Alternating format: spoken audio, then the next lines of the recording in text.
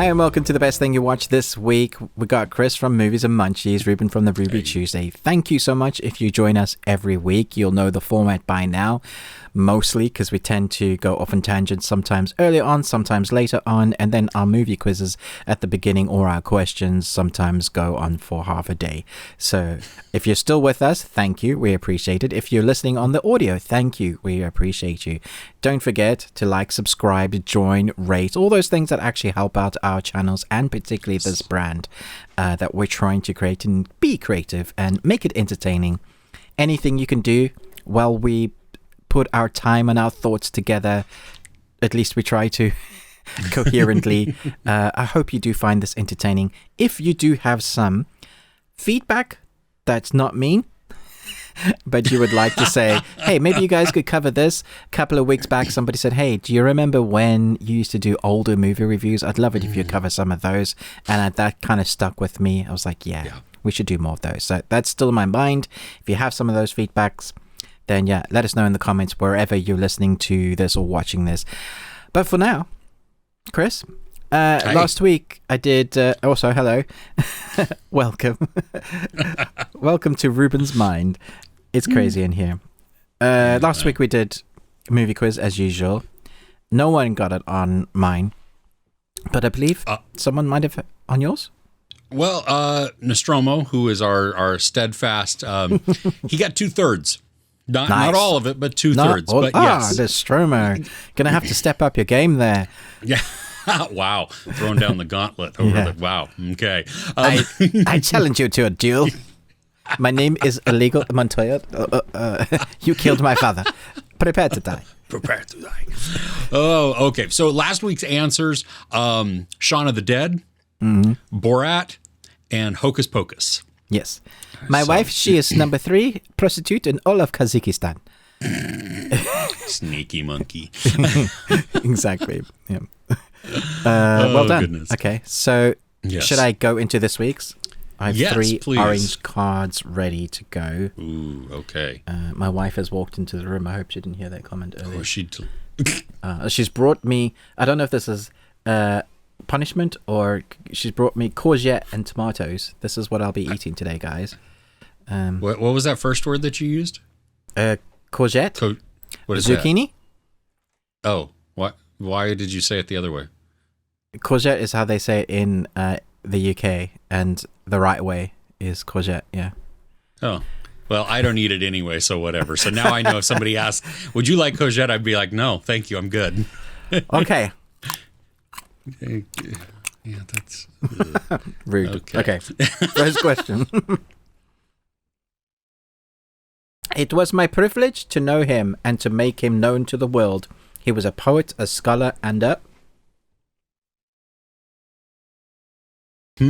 No, that one does not immediately come to mind. And a mighty warrior. Yeah, that didn't help. Yeah. Okay, cool. Okay. Good. Okay, you stumped me right off the bat, so there we go. Nice.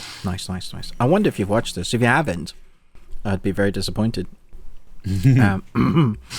Where does he get those wonderful toys? Let me try in a better voice. Where does he get those wonderful toys? No. I mean, I have some ideas, but I don't know that they're... Nice. Yeah. And I gave you guys a hint earlier, so... Hello, my name is Inigo Montoya. You killed my father. Prepared to die. Everyone should get this one. Every single person. At least you ended on one that I know. Planet. Yes. Yeah, you can do that one. Awesome. Nice. Well, yes, please let us know your answers in the comments below. There is no prize other than bragging rights, but hey, you know, we appreciate you playing along. So, but okay, I have a question now. So this is going to require maybe a little bit of thought. I don't know. What's the best movie adaptation or loose interpretation of a Shakespeare play? There's been some really good ones. Yeah. And ones you might not know that are Shakespeare. For example, 10 Things I Hate About You. Mm-hmm. Yep, Taming of the Shrew. Yeah. fantastic. I watched that the other day. It's aged, and some of the comedy you can't really get away with today with what they got away with then. Still like that though. My gosh, I really like DiCaprio's Romeo and Juliet. I think it's one of the best adaptations ever. Agreed. There was one recently with Denzel. Not Hamlet. It's not King Lear, right? It was flippin' heck. Oh, it was so good. The Apple original movie. Yeah. I think from aesthetically the tragedy pleasing, of Macbeth, it was. Yeah, it was the tragedy of Macbeth. Yeah. Oh, it is. Yeah. Okay, you're right. Yeah. That was incredible. That presentation was amazing. Yeah. Seriously, just the 3 minutes of the woman who plays the what's her name? The witch type person, the seer, her the face, voice, the face, like the way she plays that was probably some of the best screen time I've ever seen. Yeah. I know there's loads more, but I can't think them off of my head. What are some of yours, Chris? Oh gosh, so you got Warm Bodies, which Romeo and Juliet. One that not a lot of people know, which is Hamlet. Yes, but Strange Brew with Dave Thomas and Rick Moranis. Take off, poser. Yeah, no, it's. I don't know that one. Oh, seriously. Oh, dude, don't think I've seen it. It's terrible, and yet it's so amazing. But for me, there's this one. I own the DVD of it. That tells you how old it is. But there is this comedy troupe called the Reduced Shakespeare Company, and they condense plays. Now they don't just do Shakespeare anymore, but they're a touring group, but they do Shakespeare also. And there is one where they is it Macbeth? It's either Macbeth or Hamlet, and they do it like in 3 minutes, and then we're going to do it faster, and then it's like in a minute and a half, we're going to do it even faster, and then it's like 36 seconds or something like that. It's crazy. I mean, I'm sounds dying. Massively entertaining, actually. It really is, because some of these, like they provide commentary also. So it's also like this the Shakespeare education process, but it's all done in a very entertaining and funny way. It's not just like, oh, good, great, I'm watching a documentary that is just, I didn't sign up for this. No. This is like, I mean, I'm like sometimes can't breathe laughing at how they do this, and just it's anyway. So that's good. I think though, for me, my if I were choosing the adaptation, I mean, like I love Warm Bodies. There's a lot of them that I really do like. I love Strange Brew, but I like you, Romeo and Juliet with DiCaprio and Claire Danes. I think that's the most tragic one, because you watch. Spoiler alert: if you've never seen it or read the play, they both one dies at the end. Well, they both die at the end. But in this brief moment, Claire Danes is waking up as Leonardo DiCaprio has taken the poison. Yeah, it's and so so there's harsh. There's this moment of realization of, oh crap, what have I done? Yeah. Versus most of the presentations, one dies, the other wakes up to see them, and that's sad, but it's still not as tragic as that knowing that of overlap is so harsh. You're like, no, they see it. Yeah. Exactly. Yeah. Yeah. I thought of another really fun one that people don't know, a martial art one, also Romeo and Juliet, but it's called Romeo Must Die with Aaliyah and Jet Li. Love that film. It's a ridiculous film, and it's stupid and silly, but it's really fun to watch. But also a Romeo and Juliet film, back when Aaliyah was alive, and that was really fun. Yeah, it's a good one. Right on. Great question, Chris. Cool. Well, let us know in the comments what are some of your favorite Shakespeare, either loosely adapted or interpretations of, or whatever. Maybe it's something that I've never seen or haven't thought of, and that would be, maybe it's something I've seen and didn't realize that it was that as well. So we'd love to hear that.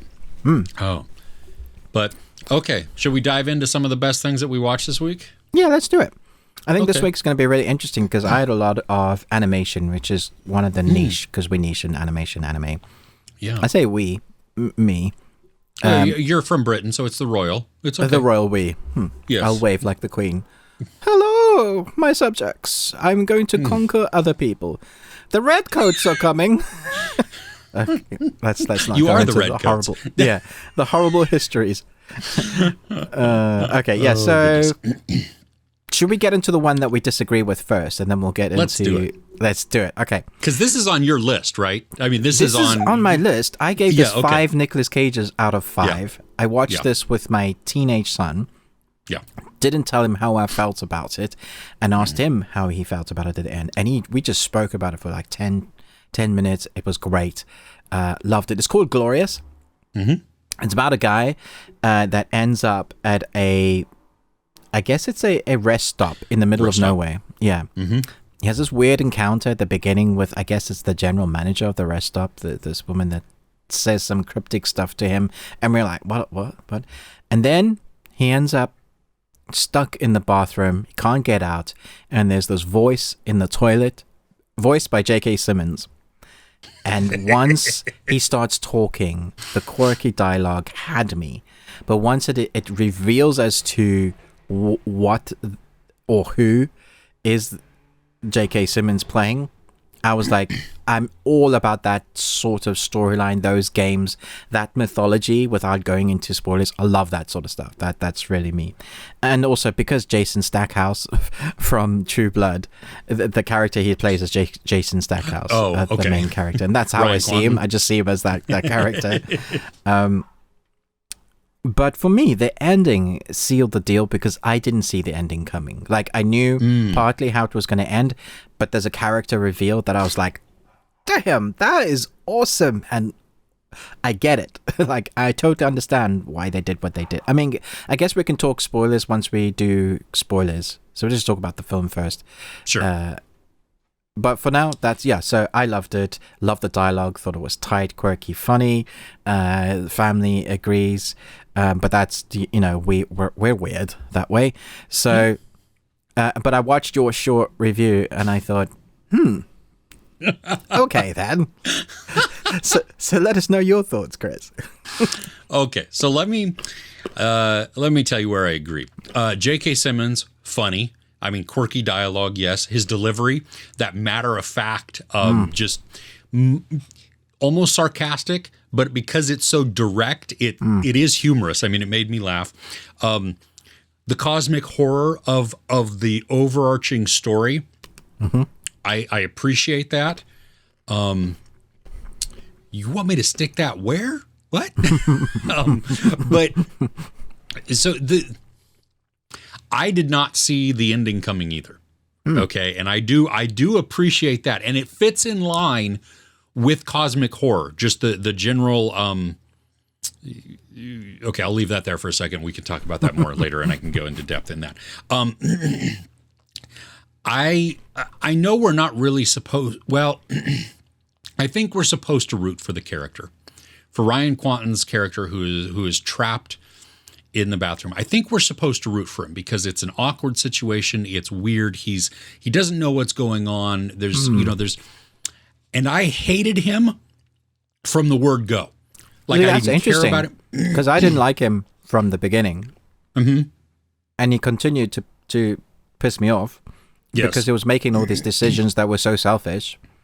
If you could save so many people, wouldn't you? It's just one life, and he was just like douchebag upon. So that's an interesting thought process. Had you come from that, like, I don't like him, I'm not sure we're meant to be. I was kind of rooting for the voice in the corner. I felt more sympathetic to that. It's like, you don't know what, let's call him the horseman. The horseman could be in need and he's asking for your help. Just listen to my story. Yes. Yeah. But so you didn't like him, so therefore you had no one to root for, which is interesting.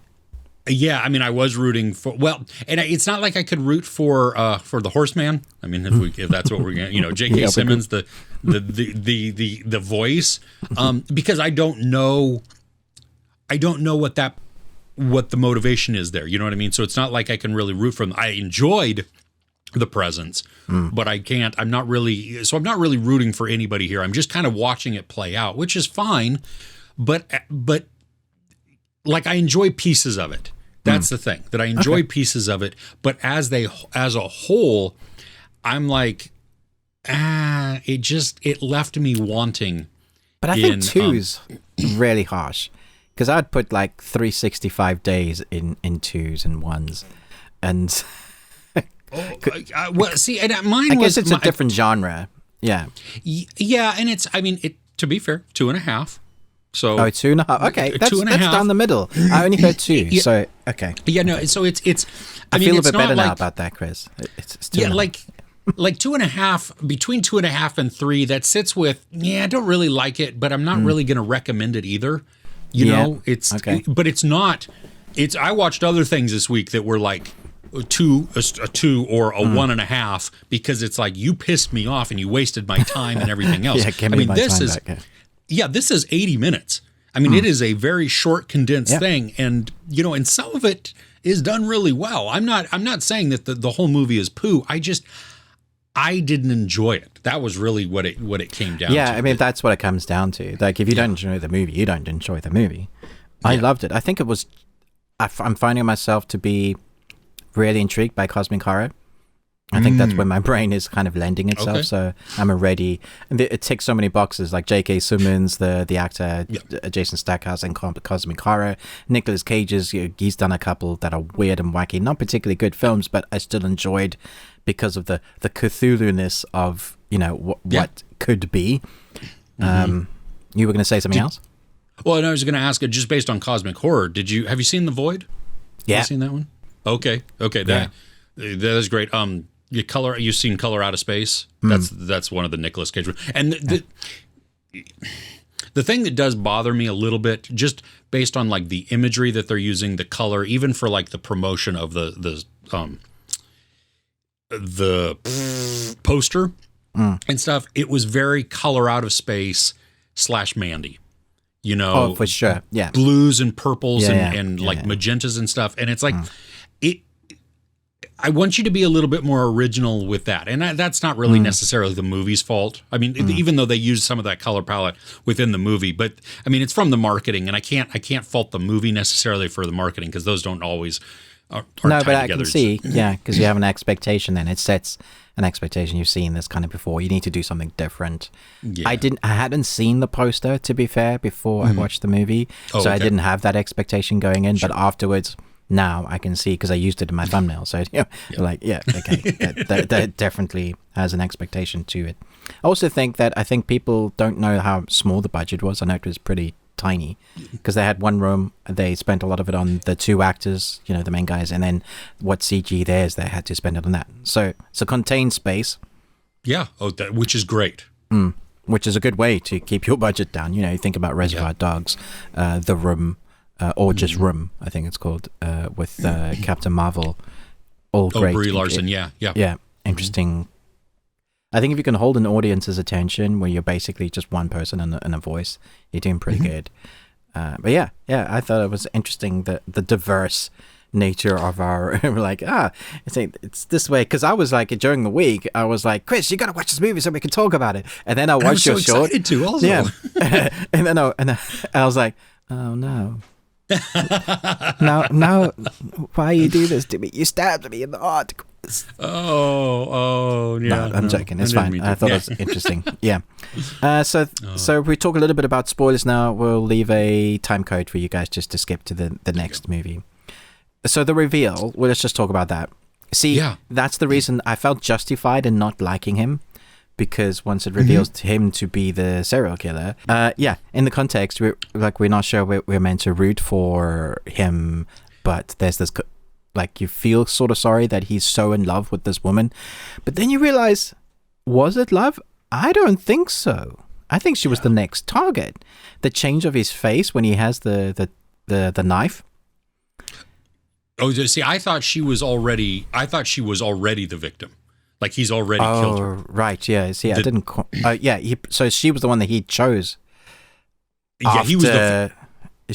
Because there's that conversation where she's like, you're never going to get that woman. And he's like, oh, really? Why? And then he kind of jumps... Because I thought maybe she was the next victim that he was targeting, until his new lover, victim... I hate people that do air quotes, and yet I'm doing them bunny ears. I don't know what this means. What is this? Oh, okay. But then the entity, J.K. Simmons, at the beginning says, will I live? And it was like, we'll see. And I guarantee right at the beginning, the entity's like, nah, because we're both the same. We don't deserve to be in this world, which I thought was nice. Yes. Well, and that's the key component of cosmic horror is that futility of action. You know, that no matter what you do, it's your fate has already been sealed from the beginning. And so we watch these characters go through this horrifying things to still end up with the exact same fate had they not done it. And I think it's fitting that he dies, that, you know, that, which I want that to happen. It's just, especially since you find out, like, oh my gosh. Now that I loved that twist. Really. I did. That was like one of the highlights for me because I was like, oh, I really didn't see it. No, when she starts, you know, because he had looked through the photos and was burning the photos and everything. And so when she looked through them, you're like, wait a minute. Whoa, whoa, wait a minute. And then the focus shifts to him holding the knife. And I'm like, dang, you know, good for you for hiding that like that. You know, I mean, so that was, I mean, it was fun. I knew I didn't like you for a reason, you know. I think the some of the blood, some of the, you know, the effects in this, I thought were done really well. I mean, I was grossed out through so much of the film. I mean, first off, when he just after his bender and he goes and he vomits in the toilet. It was so dirty anyway. The toilet, it looked disgusting. Dude, like, what are you catching? Why? Like, I would hesitate to even squat on that, let alone put my arms and my head inside the toilet. Yeah. And then J.K. Simmons, the voice, detailing out how many different pieces of excrement and people. In his eye. Oh my gosh. That was gross. Yeah. But I did laugh a lot at the penis bit, like where he thought that his penis would save the universe. Dude, so so my wife, like, she sent me, we were going to watch this earlier in the week and the week fell apart, but I had not watched a trailer for this. I had the screener. I was like, okay, I'm just going to watch it. And she was like, well, what is this about? And I was like, I don't know. And she watched the trailer and she goes, and sent it to me and I watched it. And I'm like, oh, that's funny. I didn't even tie in Glorious with a glory hole. You know what I mean? Yeah. And so when I just seeing that part of it, I'm like, oh gosh, that's.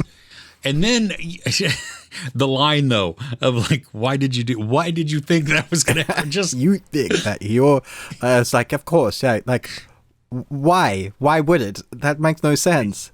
Yeah, no. It made no so I'm glad it didn't go that way. I'm glad that they chose to, even though they hinted that for so many times, you know what I mean? They build it up and everything. I'm glad that they said, nope, that's not what we're going to do. We're going to actually make that a joke. We're going to turn it on it. And so, yeah, I don't know. Maybe you and I should watch it together. Maybe I'll enjoy it a little bit more. We can laugh more at it. Maybe I'll hate it the second time around. What have you done, Chris?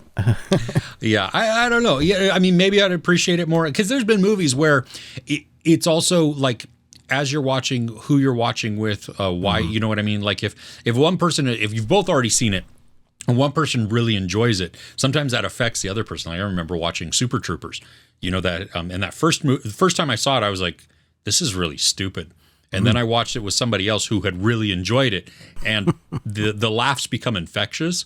I mean, it's still a stupid movie. It doesn't change the fact, you know, of what it is, but I enjoyed it more because I was with somebody who was laughing along with it, and which then I feel that way about Monty Python movies. Watching by yourself, you're like, this is stupid. You can giggle at some stuff, but if you're watching it with someone else and you've seen it as well, and you start quoting it before it arrives, the anticipation of the stupid thing that's about to be on screen, brilliant. Yeah. Yes. Cool. I guess we should move on to the next one. Cool. So what's first on your list? I'm going to talk about Beast. So Idris Elba, you know, kind of another contained movie. I mean, it's the landscape is obviously very vast, but it's really, I mean, it's tight because you have minimal characters with one antagonist that's just kind of chasing them, you know. So there is a lot wrong with this movie. Okay. Characters make terrible decisions. The premise, let me back up for anybody that doesn't know, hasn't seen any of the marketing. Idris Elba takes his 2 teenage daughters to, I think it's the Sahara. It's to a country in Africa where his wife was from. And he goes and meets a friend there. They go on safari. The friend is a warden at a reserve or nature preserve. And when they're going, this rogue lion just starts attacking. There's reasons for that, but that's your premise. So the problems with the film, characters make some really, really stupid decisions repeatedly. There is some big conveniences built in and plot protection for this. So you have those. What it has going for it, it's 90 minutes. So it's short. It's welcome. Yeah. No, and it very short intro time before we get to the crux of the action. So there's that. Yes. Good. Then the camera work. Now this is the thing that absolutely for me sells it. It is a series of long continuous takes. Now they're not like 1917 where it's like long continuous take slapped up against another long continuous take to make it all like one long continuous. That's not it. It's not a one shot. Yeah. No, it's not a one shot at all. There are a lot of cuts in this, but there are sequences. There's many sequences that are one shot. And what that does is it gives it this more of an urgency and more of just a suspense and an anxiety to it, because you feel almost like you're right there with the characters. And so we would follow, I think in the trailer you see, and it's out of context, but they're going through this village, the characters. And so we're following along, so we would be behind Idris Elba and we're following along as he goes through this village. And then as he's walking and he's looking for somebody or whatever, the camera will then pass him, pan back around and look back at him as he's still looking. And then you are seeing the other people that are behind him in their actions that we haven't seen before, we haven't been watching. And so it's just immersive. And so it was like I was on the edge of my seat. I was really like, there are scenes in this where it is like, oh my gosh, whoa, just, you're going like this. And another bad thing, sometimes the CGI is bad. Not all the time. Yes. Teacher Chris, I have a question. Yes. So The Ghost in the Darkness, we briefly spoken about this, and I mentioned in your comments, is my favorite lion movie, like bar none. But it's also old. It still holds up. They used real lions. Why couldn't they have used real lions in this in the same way? Because I saw the trailer, and the trailer put me off because of the bad CG. I don't know why they included it in the trailer, but it kind of shows off, this is bad CG. And the thing that's going to take you out most is if you know it's not real.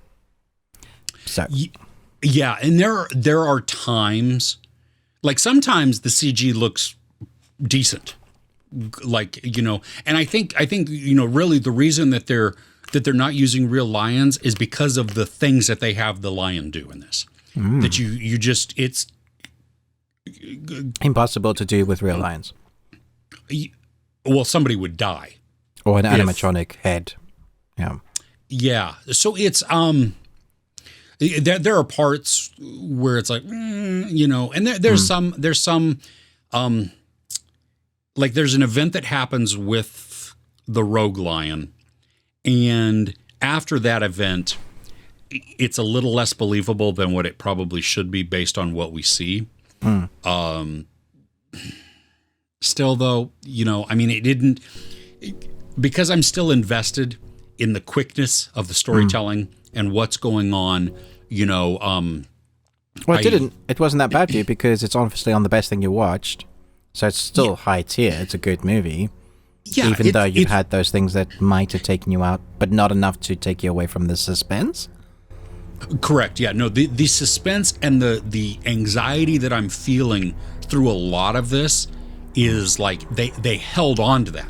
That was the thing that it like, you know, it ratchets up, and then they maintain that through this not a pace, but they let you breathe a little bit, but you know that there's always this threat there, and so then it'll ramp back up, and then they'll they'll let you calm down for a second, then bring it back, and so that works to also just be like, so yeah.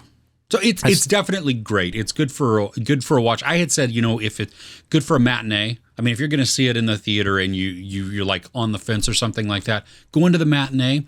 I mean, it's fun. Why does the matinee change the how you feel about the movie?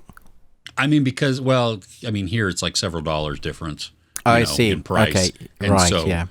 You know, and so if you take your family, that adds up to. Sure. That could add up to, you know, to quite a bit there. Yeah. That's really the only reason. I mean, it's kind of like, you know, the movie that we watched a week or two ago called Fall.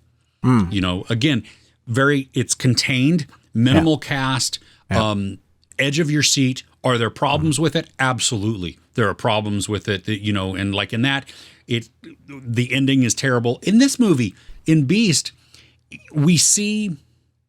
It falls into the conveniences and some of the plot protection, even though we get to see into the conclusion some. So that's. But you don't mind plot protection when you're rooting for the character.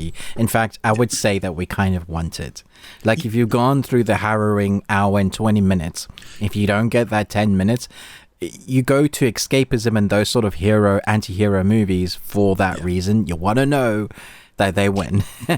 Right? Well, because if I'm invested, like in this type of movie, okay, I'm so invested in the characters that if something really, really bad is to happen to them, that changes the tone of the film. You know what I mean? Like we go back to then Glorious, where it's almost like a futility type of thing of like, why you put me through this riveting and just, you know, feeling to then have it end poorly for the characters that I really wanted to see. And there are times when that works. That is, you know, this was not that movie though. No. So. It's a good question for people in the comments below, actually. What is the movie? Oh my gosh, the bee is back. What is it that is... It's a bee. Sounds like monster. Someone is standing in the corner going... It's a clown, and now I have that image in my head. Great. That's all I see now too. That's how. Good luck going to sleep tonight. If you see a clown walk past me, just know that Ruben dies of a heart attack here. The question: what is or some movies that ended with people not surviving that is worth it? That is good. So it's like a damn good ending. So, for example, I don't know if you've ever seen, Chris, The Mist, the Stephen King one with the family that has to survive the creatures that are in the mist. No, I've read the story. Right.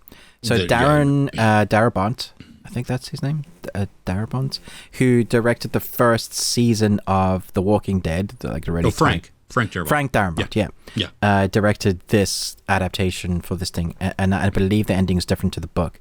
And I tell you what, the ending has stayed with me forever. I look at that film going, I could watch this, but I no longer want to cry and feel those emotions anymore, please. Like, it's devastating. Like, I don't think I've come across another movie that's ever reached that level of devastation for me. Oh, wow. It also has a different director's cut that's completely shot in black and white, which is a really nice atmospheric. So all the creatures, the mist, the crazy person in the store that is like a devout Christian crazy person. That whole story, like that, it changes the atmosphere. So that would be like my top. I don't know what people in the comments are going to choose, but it'll be interesting to see. That's a great question. Yeah, I'd have to think on that. Yeah, it is one because there's very few. I don't think there's a lot. There's a few that stick it. Right. Nice. Okay, so my week of films and TV shows, so it's mostly down to animation. There's some really interesting stuff. So I went to the cinema with my boys and we watched the latest Dragon Ball Z movie. The last one we watched was Dragon Ball Z Broly, and that film had mixed reviews because it was just non-stop action. Like, you got into the first 10 minutes and then it was just fight sequence. And it looked phenomenal on screen, and it would only mean something to you if you know what those characters have gone through before. So this time round, there's been a Dragon Ball Z series called Dragon Ball Super, and it just takes our characters from where they are, and they're encountering not just people from, there's a tournament, not just people from our universe, but from multiple universes. They come to fight to see who's the better warrior, and we're talking like cosmic fighters now that are like gods or stronger than gods, and it's all fight sequences and all of that. The whole series was amazing. So it picks up kind of from there in the movie, but then centers it on Earth with the characters that have kind of been left by the wayside, while our main characters like Vegeta and Goku are training again for things that are going to happen. One of the reasons why we loved this film is there's a character called Piccolo. He's a green dude who's kind of been left. He's one of the greatest heroes. He's had a big arc. He's this green dude, like an alien, and he's always been protecting Earth, well, for a long time. And the son of Goku, Gohan, you're probably, your eyes are glazing over, like, who are these people? I don't know. I think the alien one, I think I've seen still. Does he have like pointy ears? Yeah, he does. Yeah, he's very okay. cool. I think I can picture him. Yeah, not Yoda. No, not pointy ears out, pointy ears up, right? Yes, up. Yes, okay. Yeah. Or the antenna. I don't know. Anyway, Goku's son Gohan is a scientist and a father, and kind of has taken the role of, I don't really want to be a fighter, but he has the ability to be as strong as his father, if not more so, because he has the Super Saiyan blood in him, the bloodline. That means he is an ultimate fighter. Now, there is a storyline that's happened many seasons ago about these guys that they've kind of brought back for this movie into a new generation. It has the quirky, weird, tongue-in-cheek comedy that we're used to, but then we get straight back into that fighting sequences that we know and love. There's a mixture of 2D and 3D art that I think has mixed reactions. I liked it for the fighting, because when the camera zooms around the characters, you get to see more of what's going on. And when they're up fighting in the sky, you know, or the blast, you get to see more of the fight sequences. The fight sequences in here, they are kind of slow, as in they slow down so you can see what's happening. But they're also crazy fast. Like sometimes in anime, you'll see characters like do these weird flash steps, or you just see an explosion and then you see another explosion on the right hand side, and that's how fast they're going. So it gives you an idea of how intense, you know, the fight sequences are. One of the reasons you need to watch this at the cinema, though, is that the sound design complements the action so well. So if you're in a 5.1 or 7.1 surround sound cinema, you'll hear a fight punch over here, and then when they flash step to like this side of the screen, you hear it over there. And it was just so good. Like, I was sitting forward the majority of the film. And when I came out, because there's, you know, you're a fan of Dragon Ball Z, you're probably going to go watch this if you can. Even I've had comments like people that haven't seen the series have gone to watch this because they're just a fan of anime. So that's fun. But when I came out with my two older sons, and, you know, in perspective, one is 20, one is 17. So they're older, not younger. So this is for people that are new to it, but also have grown up watching Dragon Ball Z, if that makes sense, because it's been going on for so long. We walked out and we were like, was that good? And we were like, yeah, that was awesome. Like exactly what we wanted. It still has had mixed reactions. Some people are so into it that if it doesn't deliver exactly like the characters that they wanted, or it's quite light on story, this film. They're like, why is the story? I don't think they get that it's a 90-minute animation movie. There's only so much they can pack in, and it rarely is drawing on what's happened to the characters before. I saw this as a love letter to the fans, kind of showing, remember these guys, remember what they did, bringing out older stories, showing what's new, incorporating that into an action movie. So nice. It's really, really fun. Just very well done. That's cool. Do they, you'd mentioned, I think Goku and his son or his dad. I'm not unsure who is who, but Goku's the main dude, and then Gohan is the son. Yeah. Okay, so do they explore that tension of they have the done son in the wanting, past, but really Goku just wants his son to be happy. But when the world's in trouble, everybody kind of steps up and has to remind themselves why they fight, and what they have that. Yeah. Okay. There's a new character that they've kind of starting to establish is Gohan's daughter. She's 3 years old and she's training with Piccolo, the green dude, after preschool. And one of the big thing is that she hasn't learned to fly yet because it's a concentration of power and she doesn't have the ability to concentrate yet. But there's that progression of her powers during the storyline, and they're kind of hinting at that she's going to be like the next big thing that will protect, for future generations. So it's like building up the next generations as well, which is really nice to see. Loved it. Thoroughly enjoyed it. Cool. Right on. Well, that's fun. So all kinds of anime fans probably are going to see that. I mean, okay. Yeah. Sweet. Oh, it's released in subtitles and dubbing, 2 different versions. Okay. And which one did you see? We always go for the original language, like the best, the voice acting. Yeah, we read, and that's the best. Nice. Yeah. Perfect. Yeah. My boys and I, several years ago, went, there was an Akira showing at one of the theaters, and we went, and it's originally like dubbed, and then it was it's a weird way that they did it, but we were just kind of shocked that we were watching the dubbed version, because that's not what we thought we were going into, and so it took a few minutes to be. It's actually pretty good. Okay. To be fair, the dubbing for it is. It's just not what I was expecting. That was the thing. You know what I mean? And so it was kind of it was just readjusting that. But again, great to watch on the big screen. That must have been the 4K like upscale re-release. Maybe, I'm not sure, because this was an older theater, so I'm not even sure they have. Not. Okay. And it's one of these that it's more like a they have a stage, like they do musical performances and everything, but there's also it's a movie theater, right? But it's is it an old opera house that they've converted? No, it was built as a theater, but also so that they could do both film and they got to stay afloat, so they do musical theater and productions. Yeah, interesting. And so so it's great. I mean, it's a cool venue in our town, so that you can see. I mean, you can go and see live bands there, and then you can also see. Most of the time, they do like older movies and things. Right. During Christmas time, they'll do like a Christmas series. Right. So we went one year and saw White Christmas or Holiday Inn. Really depressing movie. Yeah, we've seen a couple through there. So it's just fun. You know what I mean? Just to do that and go and hang out. So it's a good experience. It's not something that I would go and see any of the new films, even if they had them like at there. I want a better sound system. I want a better just everything. Yeah. But gotcha. Okay. Right on. Moving on. Mm-hmm. What? Who? I said right on. Right on. I'm trying to sound American like Chris. Right on, ma'am. Come on now. Okay. Y'all. And now for something completely different.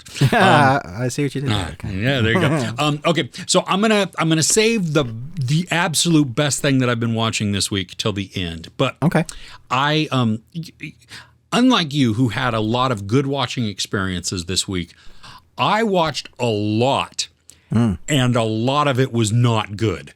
Yep. And then that was it was unfortunate. I binged 24 episodes of between 3 shows, and only one of them was decently entertaining. So anyway, I watched, and this is, I watched because I also watch this probably 5 times a year, but I watched The Martian.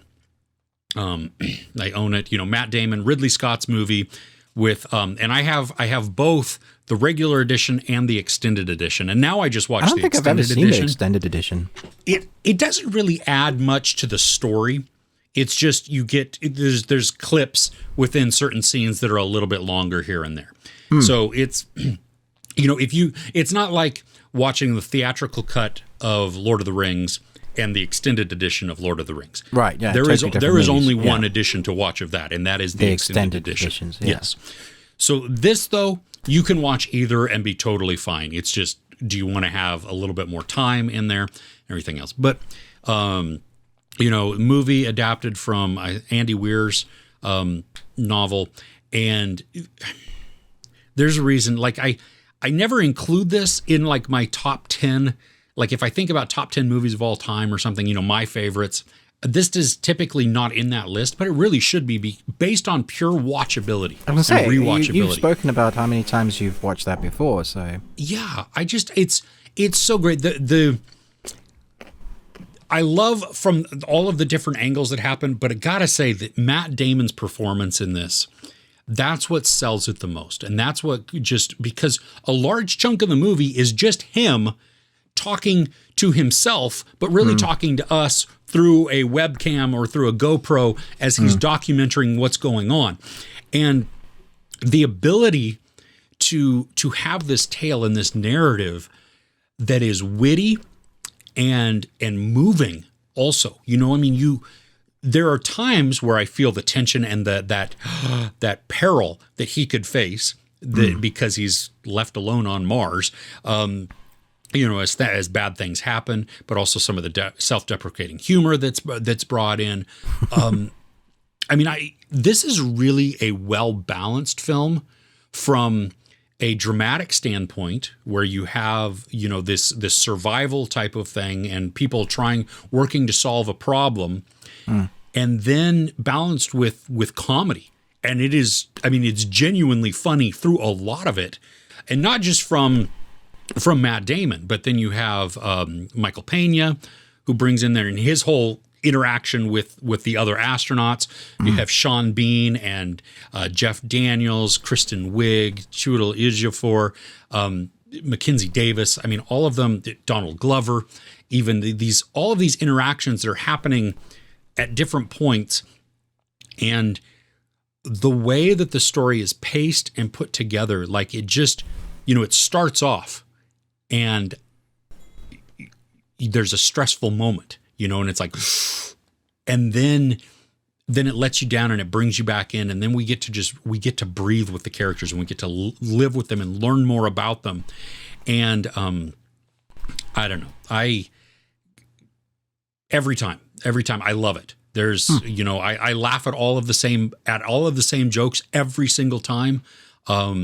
The moments where you just have that are frustrating or that are like, all of those built in. So I get sucked in every single time.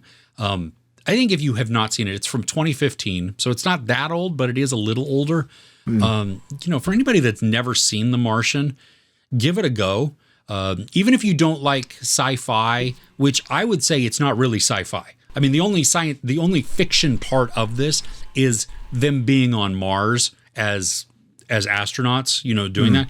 But I don't think as we progress more and more, I don't think that's really out of the realm of possibility. And so it's a human drama, really. That's, so yeah. There's been a claim that it's just Castaway in space. But Castaway is so sad. It is sad. Yeah. And it's not to take away from Tom Hanks's performance or anything, but it is a different movie. Like we don't see in Castaway, we don't really see much of anything else going on. They've mourned him. He's died and they've gone along. In The Martian, they have mourned him thinking he's dead, to then having this entire, and that's just a little portion, to then the rest of the movie realizing that he's not dead. And what do we do? Yeah. And him problem solving, and yeah. I need to go back and watch it. I want to see where I can find the director's cut, just to see the difference. Oh, yeah. Yeah, so it's again, watching the extended edition adds time to it, adds some additional scenes, doesn't build out the story more in a way that you feel like, oh, wow, I have been missing so much in this. It's just like, oh, yeah, and I think you're only going to notice it if you've recently watched the original. Yeah. Okay. Yeah. Nice. My next one is another animated One this time it's from Netflix, and it's on. It's a series, 6 episodes. It's called Tekken Bloodline. That just came out this week, based on the highly acclaimed fighting games. Next to, I was trying to think how we would rate some of the best fighting games of all time. Super Mario Bros. Is probably up there for fun. Street Fighter is probably up there for the best. And then you have Mortal Kombat and Tekken, and a couple of others that just have had long franchises. Street Fighter, Mortal Kombat, and Tekken have probably been the ones that I played most growing up. And so I was interested to see how they were going to do, what story they were going to do. This time they follow Jin Kazuma. Something happens to him and his mom at the beginning. They're living out in a secluded place for a reason. There is something to do with his bloodline, and a big ogre comes and fights them, and they're not strong enough yet. So episode 2, he goes and lives with, and let me get this right, his grandfather, because in my review I said uncle, and man, some people just did not like that I got that wrong. They just ripped into me really nastily. Some of those comments are gone now forever. So I had to say, my dyslexic brain sometimes replaces or understands a family member as a family member, and that's how it is. So, get over it. Yeah, I don't think it's that important, right? Come on. Although, to be fair, Hayachi is like one of the main protagonists. I really shouldn't have got that wrong. So yeah, he gets trained by Hayachi Jin Kazama by a different version of the martial arts that his mom was teaching. Hers was very much about inner kind of contained. The battle is in your mind. Defeat your mind first before your opponent. That kind of thing. And because Hayachi, bless you, Gesundheit, is much more aggressive, much more mean. Defeat your opponent before they, attack or throw the first punch, sort of thing.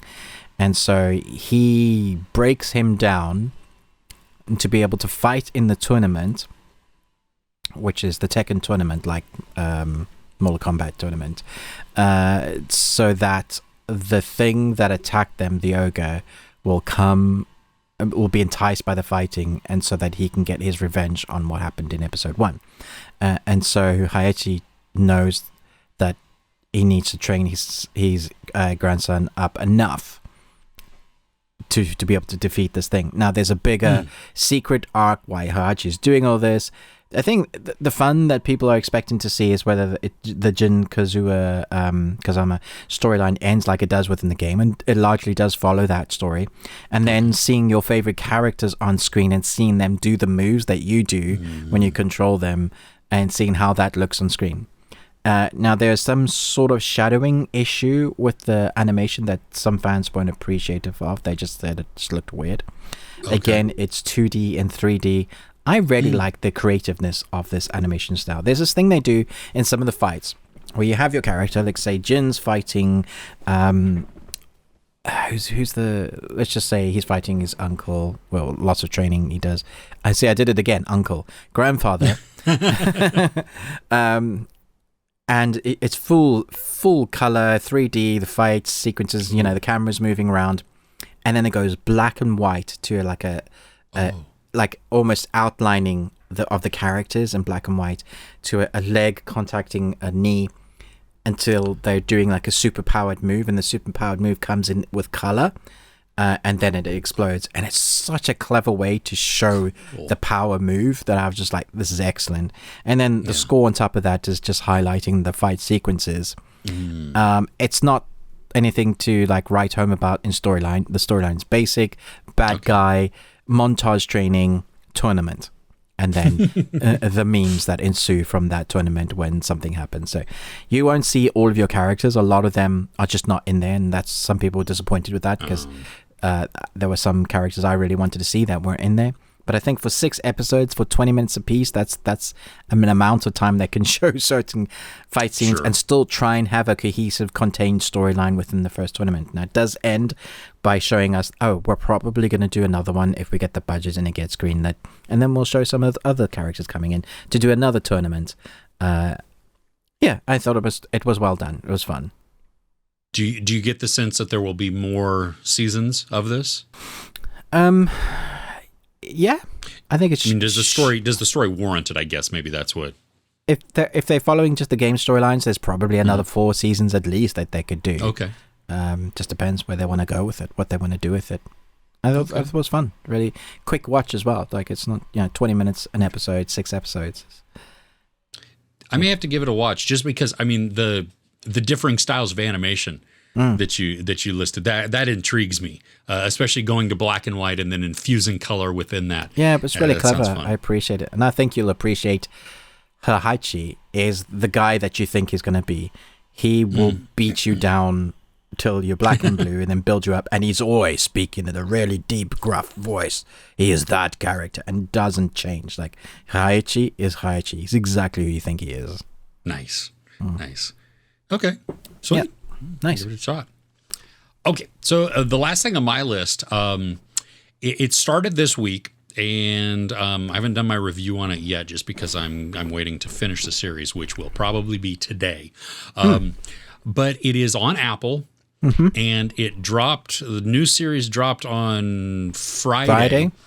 Yes, and it's called Bad Sisters. Have you watched this yet? Have you started this? Dude. Whoa. Oh, is it good? My gosh. Is it really good? Okay. So cool. it's an Irish UK presentation, which follows 4, 5 sisters. Oh, 4 or 5 sisters. 2. Yeah, no. It's 4 or 5 sisters, and it flashes back from the present to, like, I think the farthest it goes back is like 6 months prior, and it goes back and forth as it builds the story. And basically, what happens is series. That's what it is. It's a series. It opens up on a character who has died, and right. So. The episode is called The Prick, okay? And this dude is the husband of one of the sisters. Now, he's played by Klaus Bang, who was in that Dracula series on Netflix. It has been a while since I've you have villains where they're great villains, you know what I mean? And you love to hate the villains. You love to hate them, yeah. Like, this dude cannot die fast enough. I'm glad to know that at the very beginning he dies, because as we watch him through the rest of the series, kudos to him on his portrayal of this character. This is one of the most disgusting characters I've seen in a really long time. Oh, really? He is narcissistic. Is it not just that he's British? Oh no, I love British people. It's not. That's the selling point. A lot of this and the Irish it's wonderful. Okay. But yeah, he is narcissistic. He is misogynistic. He is just like absolutely despicable in almost every single way. So far, I haven't seen anything that's redeeming yet. Wow. And so you want him to die, but it's the collection of the sisters that their interactions between each other, and as it builds, and there's another storyline also that's going on that's following this. It's just kind of a complication to everything, and there's a big mystery in this where, like, I'm halfway through the show. There's 10 episodes the first season, and maybe it's a limited series. I don't even know yet because I'm not at the end. But I'm going through, and my brain is trying to figure out, well, is this when it happened? Maybe not. Is this when it how does this happen? Where does it go? And so you have some comedy of errors within there. There are British, like very British humor that I find hilarious. Just some of these things. The actors in this. You have Sharon Horgan, who she wrote, like, this is her series. She plays, I think, the oldest sister or the second oldest sister. And what I knew her from is Game Night with Jason Bateman and Rachel McAdams. Great film. I really enjoyed that film. So she's the one, for anybody that doesn't know, she's the one that is, or if you've seen that movie, she's the one that's with Billy Magnuson as his date. And Billy Magnuson is the moron in the thing. And so she's the British, the Irish. Yeah, I know her. Yeah, she's been in a lot of British stuff, actually. Yeah. Yeah. Hild from with Uhtred. The Last Kingdom. Remember Hild, nice. the warrior nun? Yeah. She's in this. Great. There's a actress, Eve Hewson, she was in a Netflix film Behind Her Eyes, or a series Behind Her Eyes. She's in this. It's good cast. One of the sisters. Oh, it is. Yeah. There's it's so engaging and frustrating and easy to binge. And the episodes are like 40 to 50 minutes, something like that. So it's good, like 45 minutes to 55 minutes, something in there. So you feel like you're getting your money's worth for the time, Yeah. But so the first 2 episodes dropped on Apple for the first week, but it goes through October. That is like as somebody who's binge watching it, this is going to be an aggravating watch because it's so good, because it builds up so much question and intrigue within it that when it ends, you're like, and the episode that we just ended on, it ends with you like, oh, I can't imagine having to wait a week. It's like, so this is kind of that event television, how we used to have, where your weekly shows would end on a cliffhanger and you truly had to wait the next week. But it was worth it. That's the thing also, that it's yeah. So you're watching this, wait, you have the screeners? I have all the screeners, yeah. Okay, so you'll do a review tomorrow and let us know your final verdict? If all goes well, yeah, I should have out a review very soon, because You're thoroughly enjoying this by the sounds of it. I am loving this so far. Now, it could fall apart. It really could. The ending could come landing. See, that's the thing where if you build me up with such great everything, and if you can't deliver at the end, that's going to be very disappointing. So I'm optimistic as I stand right now with it, but even if you've, nobody else is getting the screeners like that, but if watching it week to week, I think is worth this one. Like, this is okay, because you get the 2 episodes at the beginning. It really invests you in what's going on, and you understand why like the Dixie Chicks song, why Earl had to die. It's just he's a terrible person and you want him dead, and now that we know that he was dead to begin with, it makes it all better that way. But yeah, I definitely, at least as far as right now, recommend diving into this show and getting invested. And you probably, even if you wanted to wait several more weeks to binge a couple at a time or something like that, that would be satisfying also. But I think watching an episode is a satisfying watch, because they provide enough story, enough background. Each episode, while moving the overall story forward, also gives us insight into each of the sisters and what's happening with them, or what has happened with them. And so that's, I think it's a great way to start. You know the characters by the time stuff happens to them. Totally. Yeah. Because obviously you get to know them a little bit as we go along, but then an episode will really focus heavily on one sister. It's a good way to do it. Yeah. Nice. Yes. Okay, so the best thing I watched this week, well, I've just been feeling really horny, Chris, and so I watched the third part of the next 365 days. I have to say, it's possibly some of the best movies I've ever watched in my life, especially this third part, Chris. It's from cinematography to acting, just to the lighting. I just, I love to see nipples on screen. I don't need to go to those sites that have porn when I can watch softcore porn. So yeah, just the best thing.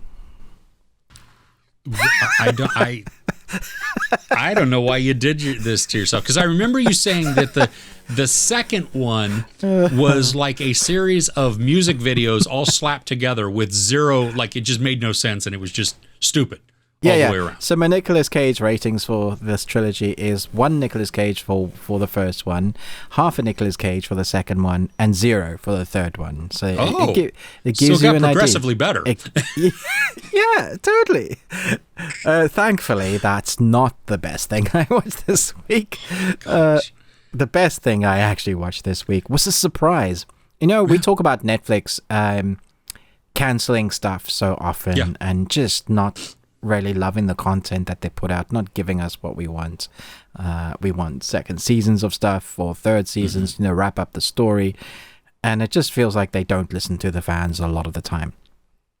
Here's an example of how they should do their business model for the future. Not tell us that they're going to give us something extra and have it be just stunning.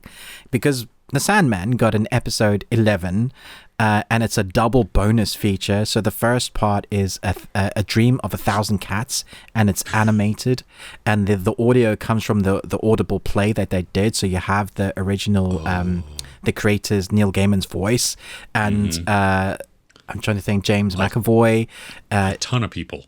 and David Tennant, the animation, Michael Sheen. Yeah, the animation is fantastic. It's a very interesting way to do it, probably the perfect way to do A Dream of 1,000 Cats. And then we have the second part, which is Calliope, which for me, I was thinking very disappointed that it's not actually part of the 10 episodes. I think they should have put it at number 6, because it really gives us insight into Dream himself, of stuff that he's gone through. It's not his episodes, it's Calliope's. But because of what happens to Calliope and the connection to Dream himself, you feel so much more connected to the Dream character. It builds up on his story. And I loved it. It's a really dark story and kind of nasty, but really adds weight to the Dream character. So good. Like, so entertaining.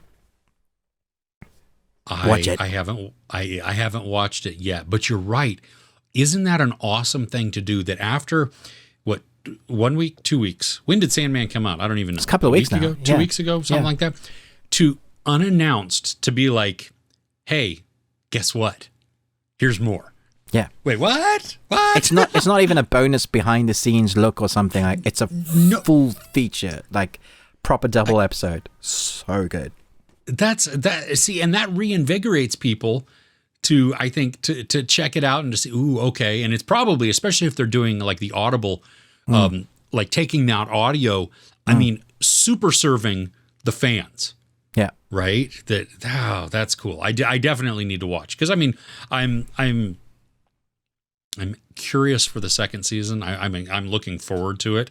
I know I wasn't like head over heels with the entire show, but I enjoyed it, and I certainly enjoyed several episodes of it. I was, wonderful. So yeah. Okay. Sweet. Yeah. So that was such a nice surprise. There's been a few other things that I've watched this week that have been interesting. Not quite the best thing I've watched. There's been moments of like, well, that was different. Did you happen to watch the sequel to Orphan? The prequel to Orphan? No, I haven't yet. No. Yeah. Is it? That was terrible. Like, in my opinion, it's a terrible film, which is disappointing, because the actress who played Esther is back as Esther, and they've done some magic. It's not CGI, it's not prosthetics, it's just magic to make her look young again. Also, they there's a bit of dialogue which they explain as to why she's old and a young kid, which is great. Oh, okay, that's cool. They haven't explained it before. I saw also a tweet from, I think it was the director, and he was like, "How do you make an older actress look younger? Put everybody else on platform shoes." And you saw the actors, and they had like, I don't even know how you'd walk in those. I mean, they were probably 4 to 6 inches of platform on all of their shoes. Maybe that's why everybody's acting is so stilted, because they're on stilts. Ruben's here all night trying to veal. Thank you.